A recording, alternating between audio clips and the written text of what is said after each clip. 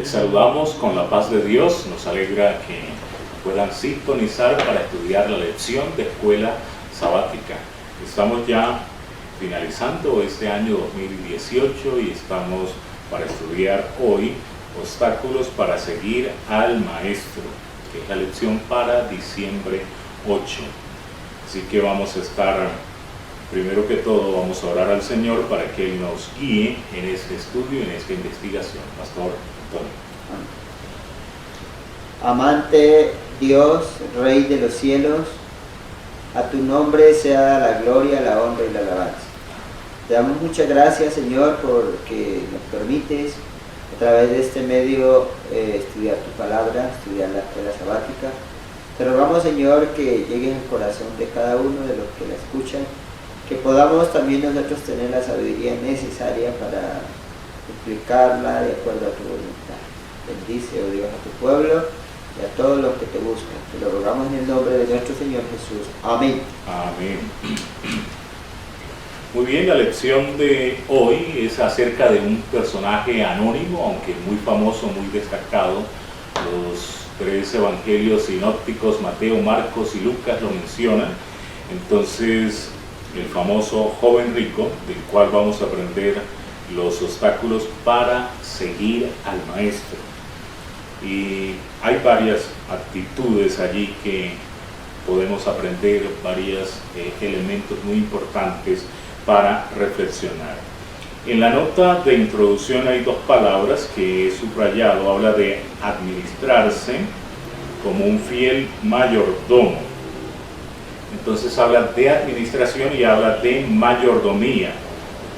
Hay algunas áreas en las cuales nosotros somos mayordomos y que en esta lección podemos aplicar. Primero, con el tiempo. Segundo, con los tesoros, nuestro dinero. Tercero, nuestros talentos, que también vamos a comenzar el día de hoy una semana de oración mundial acerca de los dones o los talentos. Y también el templo, o sea, nuestro cuerpo, debemos ser buenos mayordomos y que ello no sea un obstáculo para seguir al Maestro. Vamos a entrar al primer subtítulo, Principio de vida. ¿Qué pregunta inquisitiva dirigió en una ocasión un joven principal al gran Maestro? ¿En qué parecía estar genuinamente interesado este personaje, Pastor Antonio? Y en qué importante es analizar este joven. En primer lugar, la Biblia nos presenta que era rico. También nos está diciendo que era principal, o sea, que era un gran hombre. Y si partimos de la segunda parte de la pregunta, ¿en qué parecía estar interesado? Pues él estaba muy interesado en la salvación, aparentemente lo que estamos viendo aquí en esta pregunta, ¿no? Al estar interesado en la salvación, él tenía un falso concepto del medio por el cual se podía obtener la salvación. Y lo que vemos aquí, el falso concepto que él tenía era que el hombre podía dar algo, podía hacer algo para ser salvo. Y entonces la pregunta que le hace es, ¿qué haré para heredar la vida eterna? O sea, él pensaba de que era él el que tenía que hacer, o sea, los medios de la salvación, pensaba de que era por causa de lo que el hombre hacía. Pero ahora nos damos cuenta entonces que él estaba totalmente equivocado, porque ahora, aunque él tenía muchas posesiones que quizás podía con eso tratar de comprar, la salvación no se compra con nada. Si bien es cierto, como vemos en el título, esa bendición que Dios le había dado de darle muchos bienes, ahora se había convertido en un obstáculo. ¿Por qué? Porque él no había apreciado como una bendición que Dios le había dado esos bienes para que él pudiera administrarlos para el servicio de Dios y del prójimo. Entonces fue ahí donde tiene una gran preocupación, y esa pregunta fue tratando de mostrarle su actitud al Maestro de que él estaba muy capacitado para la vida eterna. ¿Por qué? Porque al responderle a lo que vamos a analizar más adelante, al responderle al Señor, él se sintió que estaba completo. Pero si nosotros analizamos el caso, dice, si queremos, dice la nota, si queremos heredar la vida eterna, tenemos que realizar una gran obra. Debemos negar la impiedad y las concupiscencias mundanas y vivir una vida de justicia. No hay salvación para nosotros fuera de Jesús, porque mediante la fe en Él recibimos poder para ser hijos e hijas de Dios. Entonces, hermano, aquí queda claro que no había salvación por ningún medio que este joven quería, sino por medio de Jesús. Esa es la clara respuesta. Amén, excelente. Bien, mi hermano, seguimos analizando la segunda pregunta y nos presenta así: ¿por qué declaró Jesús que solo uno era bueno? ¿Qué principios consideraba el joven haber guardado de todo corazón? Muy bien, entonces, ¿por qué declaró Jesús que solo uno es bueno? Está hablando de que solo Dios es bueno. Tampoco está negando o reconociendo a Cristo que Él no sea bueno. No es ese el énfasis ahí también. De hecho, la Biblia misma nos va a colaborar de que Dios y Jesucristo fue bueno, como lo demostró en la vida de los evangelios. Pero quería que este joven reflexionase, que pensase, que evaluase ciertamente, como el pastor Antonio mencionaba, que estaba interesado en la vida eterna, pero realmente estaba interesado en la persona de Dios, realmente estaba interesado en conocer esa salvación, o quería salvarse por sus propios medios, que es lo que la segunda parte también nos enfatiza. Él entendía los principios de los 10 mandamientos. Vamos a ver que ahorita hasta los va a citar de memoria, ¿no? Pero vemos que se trataba de algo muy superficial y notamos, la nota nos dice que este príncipe tenía en alta estima su propia justicia.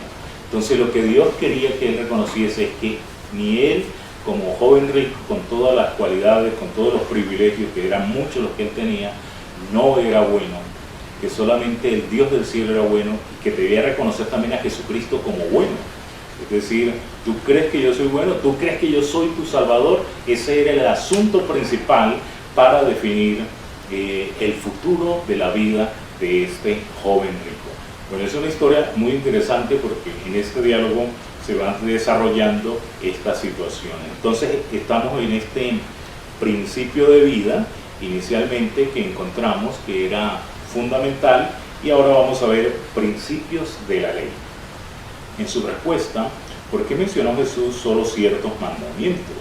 ¿Con quién tienen que ver estos sagrados preceptos y qué se requiere específicamente en los mandamientos relacionados con el prójimo, pastor? Muy bien, como Jesús quería mirar en la pregunta pasada la sinceridad del joven para ver si en verdad estaba hablando con el corazón o lo estaba haciendo de una manera hipócrita, porque según la primera línea de la nota nos habla de que él quería saber la sinceridad porque Jesús en realidad es bueno y conoce el corazón.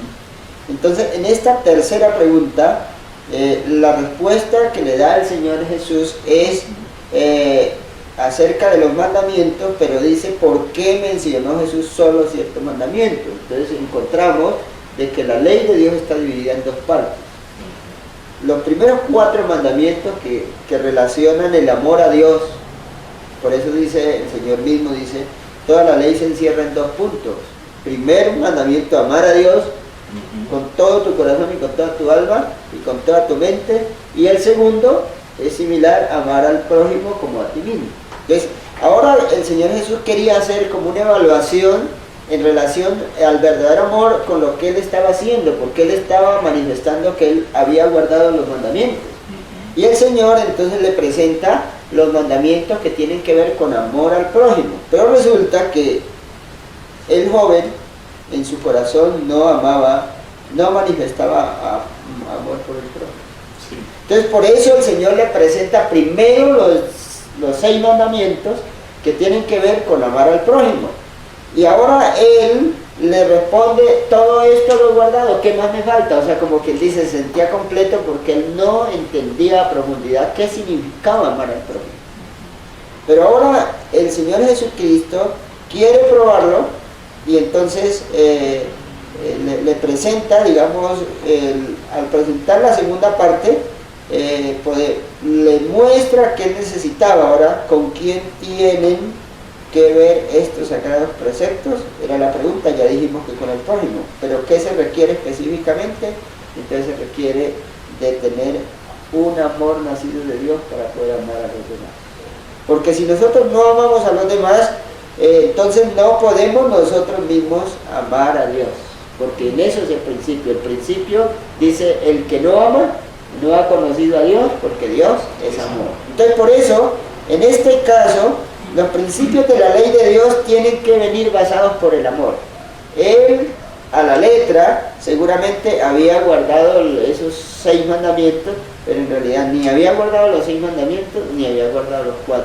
Porque si bien es cierto, cuando nosotros vamos aquí, en el desarrollo de la pregunta, de las preguntas que vienen, nos vamos a dar cuenta de que él no amaba tampoco a Dios. Entonces por eso, qué interesante es comprender que cuando yo guardo los 6 mandamientos que tienen que ver con el prójimo, se necesita de que le pidamos a Dios que nos dé amor para hacerlo de todo corazón, porque seguramente él estaba haciendo a la letra esas cosas, pero no lo estaba haciendo con amor, porque no amaba al prójimo ni quería entregar de los bienes que Dios le ha dado, no quería renunciar hacia ellos.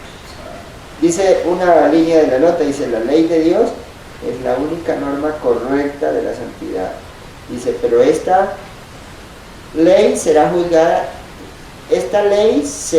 juzgado el carácter. ¿Qué es lo que juzga la ley? El carácter. Eso es muy importante, mi hermano Samuel. Por lo tanto, dice, ¿haciendo qué cosa le daré la vida eterna? Es la pregunta. Dice, los modernos maestros de la santificación contestarían, tan solo cree que Jesús le salvará. Pero cuando a Cristo se le formuló esta pregunta, dijo, ¿qué está escrito en la ley? ¿Cómo lees? Y cuando el que preguntó replicó, amarás al Señor tu Dios con todo tu corazón y a tu prójimo como a ti mismo. Jesús dijo, bien ha respondido, haz esto y vivirás. Entonces, mis amados hermanos, qué interesante es comprender que la ley de Dios es un claro fundamento de la salvación. No es el medio de la salvación, es la que juzga el carácter. El medio de la salvación es Cristo, el sacrificio, su sangre. Pero en este momento podemos dejar claro que la ley de Dios es algo muy profundo que juzga nuestro carácter, y a menos que nosotros tomemos la naturaleza divina de Cristo y tomemos su justicia, ahora podamos estar en paz con la ley y obedecer su palabra. Mi hermano Samuel, hay una cuarta pregunta. ¿Por qué el joven estaba inconmovible ante el listado de los mandamientos mencionados por Jesús, afirmando que era sin culpa en estos asuntos? Bueno, él estaba muy autosatisfecho, muy preponderante, muy autosuficiente. Él dijo, todo esto lo he guardado desde mi juventud. Entonces, como buen judío, y como hemos visto en San Lucas 18, dirigente judío, miembro del Sanedrín, pues indudablemente que conocía todos los detalles, los 10 mandamientos, todas las leyes exteriores que ellos guardaban, y esto era lo que él tenía. Es decir, guardaba exteriormente, guardaba superficialmente estos mandatos, y por eso se sentía seguro. Pero el diálogo del Señor Jesucristo le quiere llevar a reconocer la profundidad de la ley. No se trata de un legalismo, de una religión exterior, sino que el mensaje de Cristo, el mensaje del cristianismo, es una religión interior que se demuestra en lo exterior, que da frutos. Dice, el joven respondió sin vacilación, todo esto guardé desde mi juventud, ¿qué más me falta? O sea, todavía también hay un vacío ahí, porque él dice, todo lo he guardado, pero ¿qué más me falta? Es decir, no estaba satisfecho. Su concepción de la ley era externa y superficial. Entonces tenemos que encontrar los principios espirituales de esos mandatos externos para que nos transformen, para que de tal forma podamos entender que la obra de Dios es real en nuestras vidas. Ciertamente pensaba que su obediencia había sido sin defecto, pero vemos que sin la perfecta vida de Cristo, nuestra obediencia es defectuosa, ¿no? Entonces ahí está el vacío, ahí está la dificultad que tenía este joven. Vamos a ver la quinta pregunta. ¿Cuál es el fundamento y cumplimiento de la santa ley? ¿Cómo contradicen estos principios la afirmación del joven en cuanto a guardar estos mandamientos toda su vida? Pastor Antonio. Qué interesante es mirar cómo a través de la historia hay muchas personas que han tratado de guardar la ley, pero con diferentes propósitos. Por ejemplo, los judíos eran hombres que siempre a través de la historia bíblica miramos de que ellos trataron de guardar la ley a la letra muy bien, o sea, eran muy ortodoxos en su manera de vivir, y llegaron a demostrar que en verdad exteriormente ellos cumplían tantos requisitos aún con todo el sistema de normas que establecían, que aún inventaron otros porque trataron de hacerlo de una manera correcta. Pero aquí nos está hablando de cuál es el fundamento, o sea, es el punto. Otros a través del mundo tratan de obedecer para que la gente los mire, o sea, tratan de mostrar que están en obediencia para que ser vistos, pero dentro del corazón hay otras cosas. Entonces por eso aquí lo que nos está presentando la palabra dice, el amor no hace mal al prójimo, así que el cumplimiento de la ley es el amor. Este texto que nos está presentando Romanos capítulo 13, 10, nos está diciendo que el fundamento de la observancia de la Santa Ley es cuando esa obediencia sale del corazón del hombre por amor. O sea, cuando nosotros hacemos algo obligado, cuando nosotros esperamos que el pastor nos obligue, que el líder nos obligue, que la iglesia nos obligue, no estamos haciendo nada, hermano, porque estamos haciendo algo porque nos toca hacerlo. Nos estamos sumiendo otra vez a la ley mosaica, que era obligatorio cumplir, pero nosotros sabemos, Pablo dice allá en el capítulo 13, hablando del amor, dice que así el hombre diera todo para dar de comer a los pobres, pero si no tiene amor de nada sirve. Eso significa que también la obediencia debe nacer del corazón, del amor que Dios le ha dado, porque cuando el hombre conoce a Dios, cuando el hombre se acerca a Dios, cuando el hombre tiene a Dios, a Cristo en el corazón, entonces espontáneamente lo que hace, lo hace con esa voluntad, con ese deseo para la gloria de Dios, para agradar a Dios. Y eso es lo que vale dentro de la ley de Dios. Por lo tanto, la siguiente parte de la pregunta dice, ¿por qué su afirmación se contradice con este principio? Porque cuando se le pide a él que demuestre el amor, ¿cómo se demuestra el amor? ¿Cómo diríamos que se demuestra el amor, hermano Samuel? En la práctica. Entonces, si yo amo al prójimo, yo quiero darle al prójimo. Si yo amo al prójimo, no quiero hacerme daño al prójimo. Pero cuando él se le pidió, ahora vamos a ver qué fue el resultado. Cuando él se le pide que le dé a los pobres, él se niega.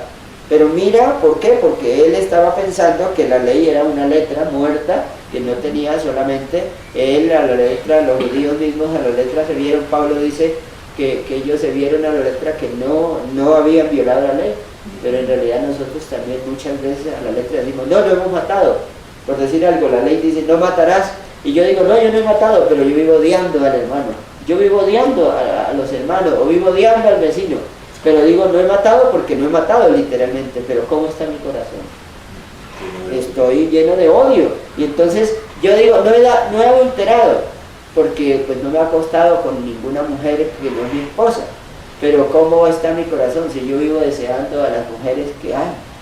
¿Ve? Entonces ahí es donde podemos analizar que la ley, el fundamento de la ley es el amor, y cuando nosotros amamos a Dios, entonces espontáneamente podemos vivir una vida en la cual demuestra que en nuestro corazón no hacemos el mal, no violamos esta ley porque amamos a Dios y porque amamos al prójimo. Entonces, qué importante, hermano Samuel, es esto. Dice, el amor no hace mal al prójimo, así que el cumplimiento de la ley es el amor. El carácter de Dios está expresado en su ley.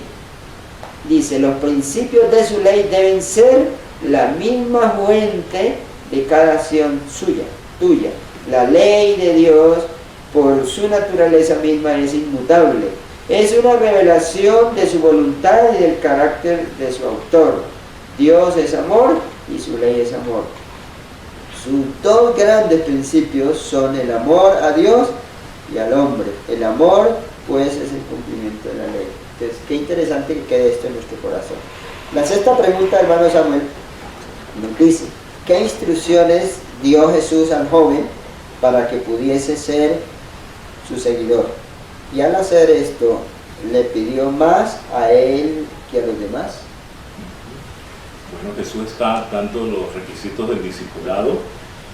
Este joven rico se acerca, muy positivo, hasta adorando, arrodillándose y llamando a Dios bueno y al Señor Jesucristo indirectamente, y el Señor lo lleva a eso, a mirar, porque de hecho, digamos, los ricos tenían esa oportunidad. Vamos a ver algunos de sus colegas, como fue Nicodemo y José de Arimatea, eran también muy ricos y cumplieron los requisitos del discipulado a su tiempo. Este joven, entonces, el Señor le confronta: una cosa te falta.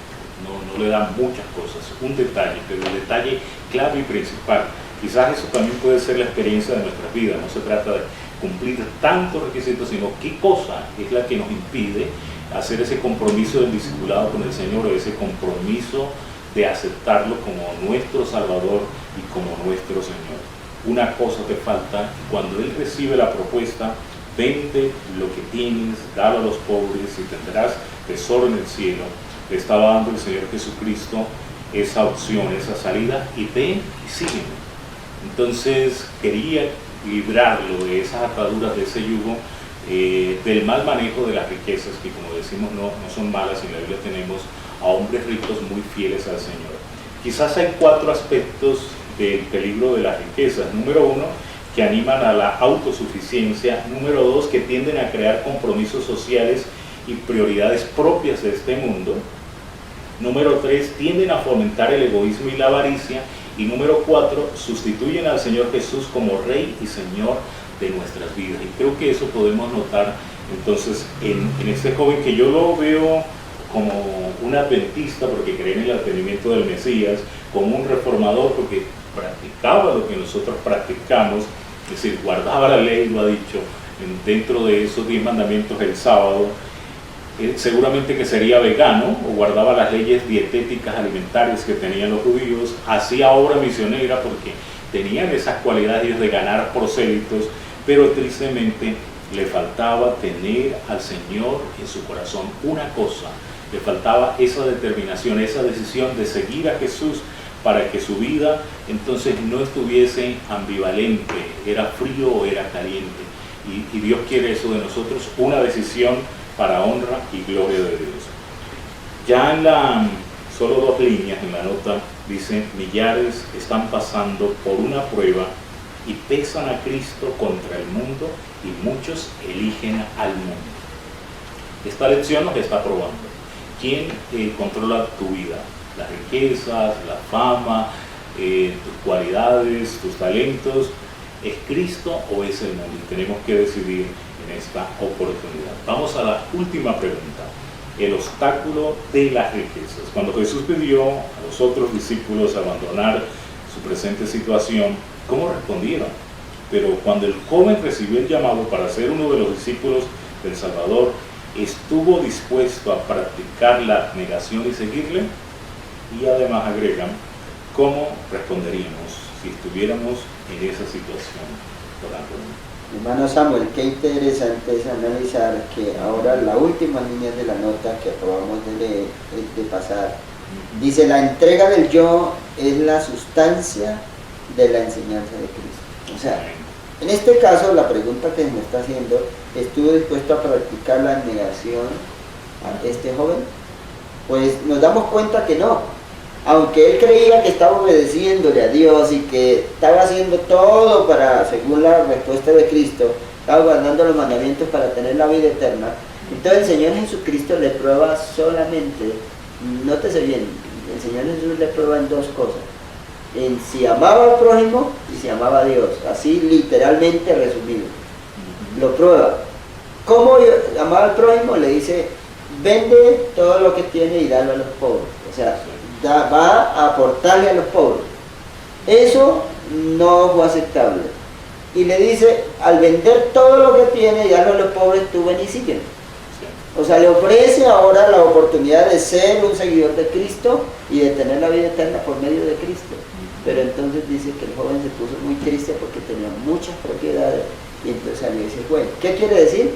Que tenía algo más importante que al mismo Señor, tenía algo más importante que al mismo Dios, tenía algo más importante, o sea, en su corazón en este momento estaba lleno de una idolatría hacia la riqueza. Por eso estamos, en este caso, estamos hablando de los obstáculos de la riqueza. Pero no quiere decir que solamente la riqueza es un obstáculo, porque hay personas que son dadivosas, pero tienen otros obstáculos en su corazón. Por ejemplo, podemos tener, porque la segunda parte de la pregunta, ¿cómo responderíamos si estuviéramos en esa situación? En este momento, yo, si soy un cristiano, seguidor de Cristo, pero soy pobre, diría, no, pues entonces yo no tengo problema, porque yo no tengo riqueza, entonces no me impide. Pero hay pobres que aún en la pobreza son egoístas. Habemos muchos pobres que aún en medio de la necesidad y no queremos dar. Pero hay pobres que aún de lo poco que tienen, el Señor Jesús allá en el Evangelio presenta a una viuda que solamente tenía unas monedas. Y ella, cuando pidieron la ofrenda para Dios, dio todo lo que tenía. O sea, de lo que ella tenía dio. No significa que Dios nos pide todo, pero esa es la demostración de que ella daba con liberalidad. Por eso el Señor dijo, esta dio más que todo, porque dio de lo que tenía y los otros dieron de lo que les sobraba. Entonces, en este momento, la pregunta es, ¿cómo responderíamos si estuviéramos en esa situación nosotros? Es la pregunta ahora. ¿Cómo sería nuestra forma? Si Dios nos pide, por ejemplo, hoy tenemos varios casos, Dios a veces nos pide, bueno, no sigamos las modas del mundo. ¿Qué hacen muchas personas estando en el camino del Señor? En lugar de dejar eso que Dios le pide, ¿qué hacen? Prefiere a veces irse de la iglesia. ¿Qué hace cuando se le exige ciertas cosas que hay que dejar en el camino cristiano? Entonces muchas veces nosotros decimos, no, yo prefiero irme de la iglesia que dejar esto. Entonces podemos decir que a veces nosotros miramos al joven rico como alguien muy, pues digámoslo así, muy idólatra, muy entregado a los bienes materiales, pero quizás cómo estaremos actuando nosotros. Esto debe hacernos llevar a nosotros a hacer una reflexión, porque eso es una enseñanza para nuestro tiempo. La historia del pasado nos lleva solamente a reflexionar que tenemos una gran responsabilidad. Entonces que Dios nos ayude para que nosotros evaluemos nuestro corazón, no sea que nosotros estemos actuando exteriormente, diciendo que somos guardadores de la ley de Dios, pero que no estamos viviendo con amor, ni estamos haciendo todo para la gloria de Dios, sino para quizás ser vistos de los hombres, y eso no le agrada a Dios. Entonces que el Señor nos ayude para que cualquier obstáculo, sea riqueza o cualquier otro obstáculo, sea quitado de nuestro corazón y nosotros sirvamos al Señor. Amén. Bueno, creo que ya llegamos entonces al final de esta parte. Agradecemos al hermano Jair, que está detrás de cámaras, al Ministerio de Multimedia, y esperamos que ustedes sigan sintonizando a través de YouTube, a través de WhatsApp, a través de Facebook, de todas las redes sociales, este material que semanalmente con mucho amor se prepara para ustedes. Vamos a orar a nuestro Dios. Eterno Padre que estás en el cielo, te adoramos Señor, te damos gracias por esta lección tan maravillosa de esta historia del joven rico. Seguramente hay puntos en los cuales nos identificamos con este personaje, pero tú nos invitas y nos envías este mensaje para que podamos entonces reflexionar, mirar cómo estamos en nuestra condición, en nuestra vivencia, que no se trata de una vivencia exterior, sino que sea una vivencia del corazón, una vivencia del amor, porque esa obediencia va a dar ese resultado, pero debe ser con amor, dependiendo de ese principio celestial que tiene la Santa Ley. Señor, hemos visto que quizás no son muchas cosas las que pueden afectar nuestra vida.